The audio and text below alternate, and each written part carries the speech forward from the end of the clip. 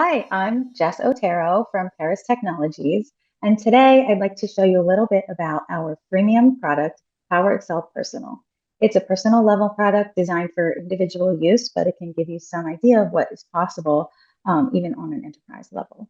So here we are inside the PowerExcel Studio, and the first thing you can do if you're making a database from scratch is to create a database.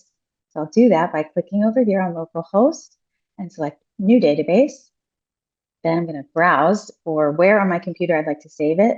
Save it in the PowerExcel Personal folder, which installs with the software.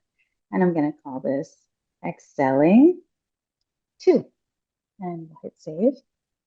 And upon saving this, you'll see that it pops up the name of your database, and you have the dimensions and cubes, which are currently empty because it's brand new. The first thing we're going to do inside of our database is create our dimensions and members. Dimensions and members are like the building blocks of your database, and put them together to form analytical cubes. So we'll dive in here to create our first dimension. I'm going to click here on dimensions, and I'll right click to say new dimension. And this first one we'll call accounts. And this is going to pop up your PowerExcel Studio interface, which gives you a lot of options. We're going to jump over here to the members. We're going to add members to our accounts dimension. So these members in an enterprise implementation would be pulled dynamically from something like an ERP system. And in this case, we're going to build it from scratch. But in most implementations, these will be pulled from existing accounts. So our first account we'll call sales. And hit enter. And this little hashtag here is the new member icon. So we'll also have cost of sales as an account. We'll have gross profit next. And if you do Control Enter, it will give you the space to create another one. So the next one is operating expenses. And lastly, we'll do net income. This is a basic set of accounts for our account dimension. Next, we're going to do an additional dimension called region, and we'll set up the different regions for our database.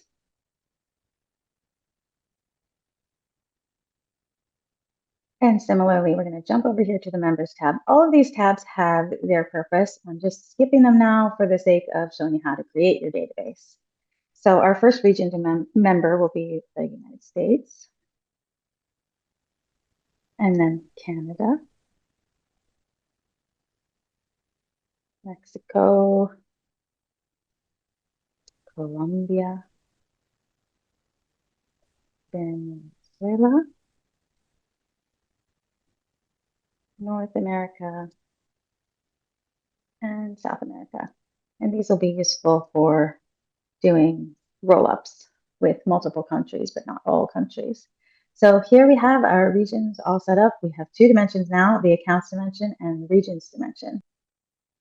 Now that we've created a couple of things, I'm just going to save our database so that we don't lose any of the work that we've done. Next up, we're going to create the months dimension,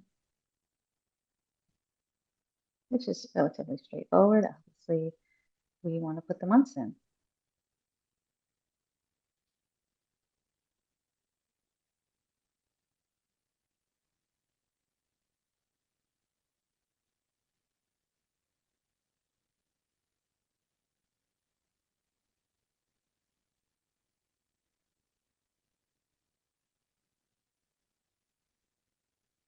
And once we've got our months, there's a couple of other roll-ups that we're going to want to do for the year. So I'm going to add quarters so that we can create hierarchies. In a minute, I'll show you how to do that. For now, we'll just put Q1, Q2,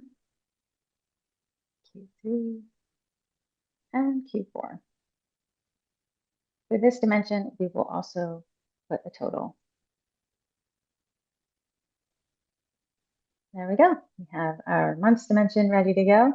And the last one that we're going to create for this example model is our version. So we'll have a couple of versions, and this dimension can get quite sophisticated.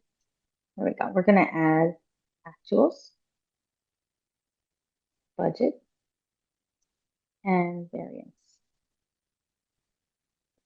Just a note, as you create these dimensions and the members, make sure to hit save after each dimension to make sure that you have them all saving properly.